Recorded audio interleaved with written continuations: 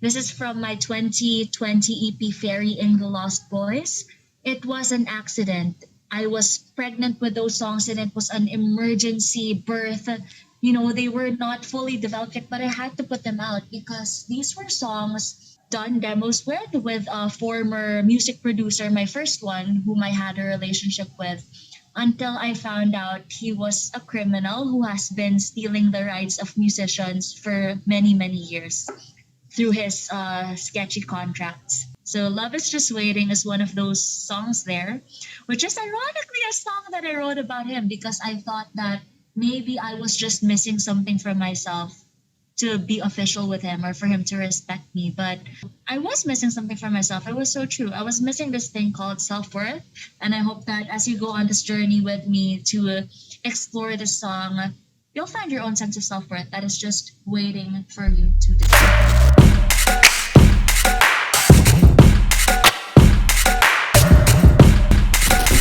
But by the moment that I had found out, he already had possession of my demos and he really wanted to put them out because he understood that I would not be his dog anymore.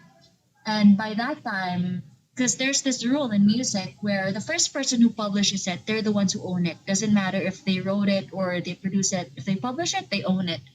And I had the demos too, and he was planning to release them in 2 weeks. Like he was a music producer, he could like put all his fancy tweaks on them and have them done just like that, and just take my art just like that. And I had a choice. It's either I would release them and race with him like before 2 weeks or not.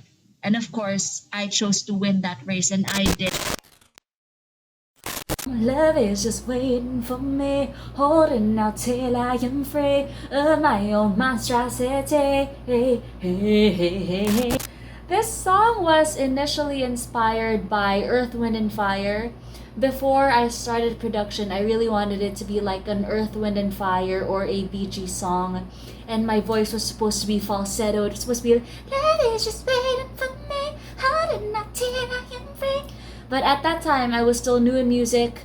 My music producer didn't really take me seriously. And I was trying to express my idea, but he just didn't want to listen. Like, I was trying to paint a picture, but he was too lazy to try and like see the whole picture. So he's just like, yeah, hey, you sound like Michael Jackson. Let's make it Michael Jackson, dude. And I got myself a song that sounds a lot like Thriller. That sounds a lot like Michael Jackson's 80s song. So I really had to modify my voice to make it like fit a narrative that wasn't quite mine. But you know what? It fits. It fits the journey of the song because there are monsters all over this world, but oftentimes it is your own monstrosity that really, really holds you back. And I got it right in the first line. So, when I stop overthinking, relax and self-sabotaging, you and me will be a thing.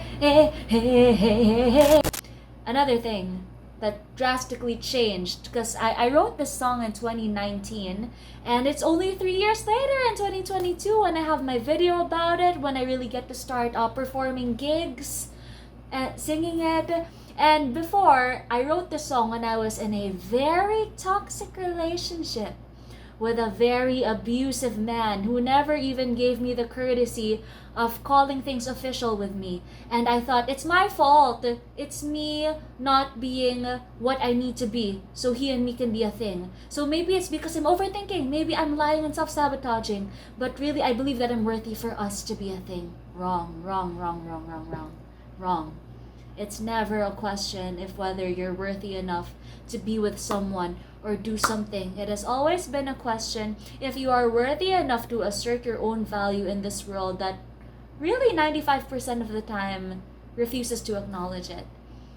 Have a complete hold of who you are and completely like push that identity forward in all of your actions and interactions with people. Of course, everyone wants to have a thing with you.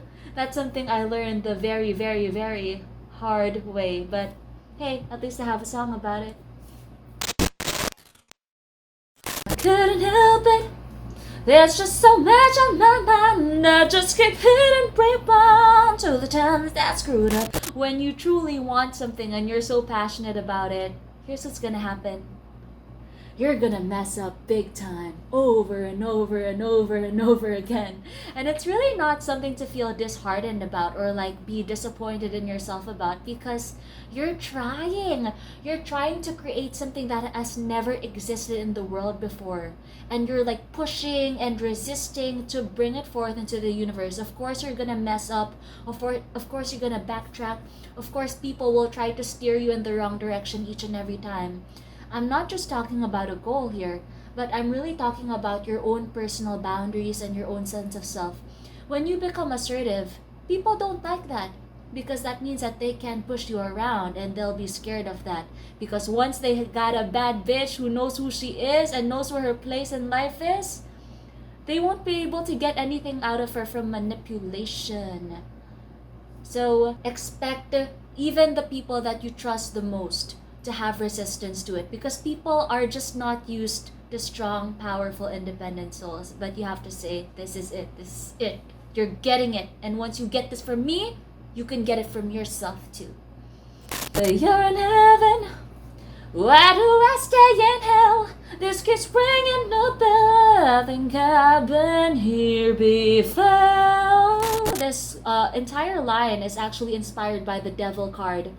Because in hell, that's where you're addicted, where you repeat the same patterns that you know are horrible for you.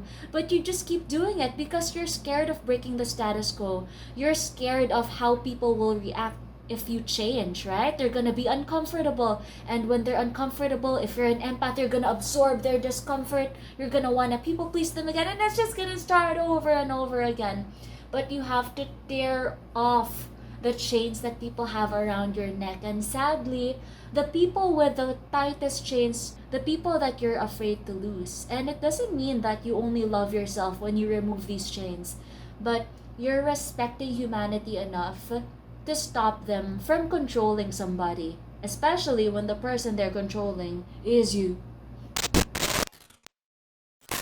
But I know for sure it's another or, but I got to decide what to do with my life. I think there's nothing shameful about being indecisive. It takes a long time to really grow into the person that you are. It takes a lot of mistakes and it takes a lot of reflection and contemplation. So if you're in a place where you're doing that and you're assessing it, good job. It's very uncomfortable for people to see their own vulnerability that comes with being human, because you know, once you take hold of who you are and appreciate it, you'll always protect it.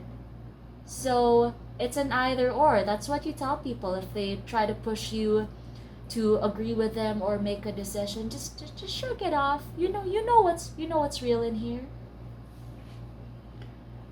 Love is just waiting for me, holding out till I am free of my own monstrosity. Hey, hey, hey, hey, hey. When I stop overthinking, lessons so sabotaging, you and me will be a day. Hey, hey, hey, hey, hey. I'm always proud of every single one of my works, no matter what kind of roller coaster of comedy, of errors, and tragedy of betrayals it goes through. Like through all of the projects I've done, everyone who's helped me, everyone who's betrayed me. Oh hell yeah, yeah! I'm calling you out. You know who you are. Yeah. I'm a good communicator. I make sure that it's very well communicated. But if somebody just doesn't feel what I'm doing, or they don't want to make the effort, or they don't respect me, they really don't execute it that way. But no, it's not like I'm going to be disappointed and call myself a failure.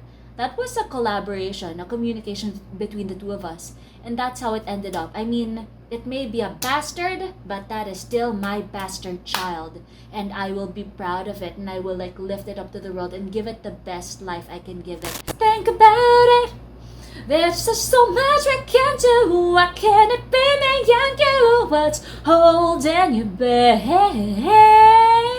Because I live in the Philippines, and the Philippines is full of like makisimo men slaying, ako maliligaw sa kanya, ako manghaharana sa kanya. But Hey, what can you do when this girl's balls are bigger than yours will ever be? Most men can't take that. And you know what? After years and years of dating men and being the aggressive one and them being intimidated by my being aggressive and them trying to do power plays to make me lose my self-worth. So in the end, I would submit to them. And by the moment that they've got me where they want me, iwanan na lang nila ako. You know, after so many years of that, I'm like, I'm good being by myself. Straight man, you're just so boring. And it's not even your fault. It's not your fault. It is the fault of the patriarchy who has put you in a box. I mean, it's put women in a box. It's put the LGBTQIA community in a box. And it's put you in a box na ikaw lang pwedeng manligaw, ikaw yung dapat malaki yung titi, ikaw yung dapat nag-initiate. Hey, do you know what it's like to be romanced and wined and dined and more by a woman? It's so fun and you're missing out on it because of the patriarchy. So straight men, if you're listening to this, I encourage you, read about our history, read about how our culture is just making you miserable. You deserve to have feminine traits in your life. You deserve to accept the benefits of feminine power. Gotta know for sure it's another, oh boy, just open your eyes so you can let me inside. There's more than one kind of penetration. I'm not talking about different holes, okay? Get your minds out of the gutter. I'm talking about there's this kind of spiritual penetration where you just surrender. You allow somebody to like just take over your entire being and you get to experience that person. That kind of penetration, that's what I experience when I perform because I'm just like pushing out so much of myself into the world. And the ones who enjoy it, they really get to because I'm very generous with putting it out. And the ones who do not enjoy it, since it's spiritual and since it's like in a big crowd of people, it's never voluntary for them to sit with it if they don't want to. Teaching is not about just like stuffing it in like the patriarchy taught us. There's a different kind of penetration. Like, this is my power. It's here. If you want to be part of it, let me in. If not, then bye-bye. Ooh, ooh, ooh, ooh, ooh, ooh.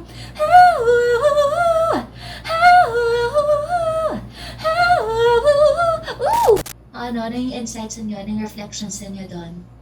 Dami, di ba? Lalim. That was just an outro because I really planned for there to be a rapper to sing a rap part in the song. That's why it's so short. Number one, my producer was so lazy to make it that he made it a lot faster than it should have been. There should have been more instrumentals, more breathing space, but I'm happy. I'm still happy because it's just a short song that anybody who doesn't even know anything about me can easily listen to it.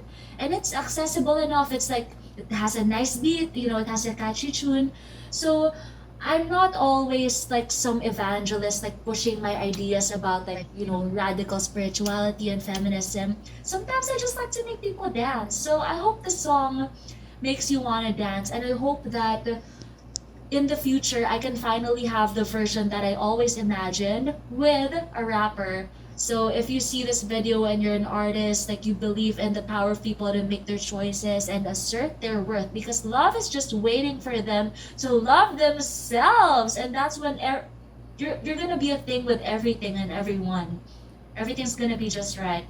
If you're into that, please talk to me. If you're a rapper, please talk to me. I would love to come back to Club Euphoria to In Between and debut a new version of this song with your rapper.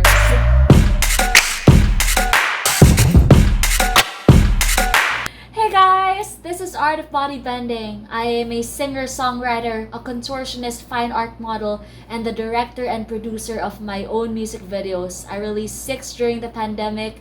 There's 3 more to come out this year, and the latest one out is Love Is Just Waiting.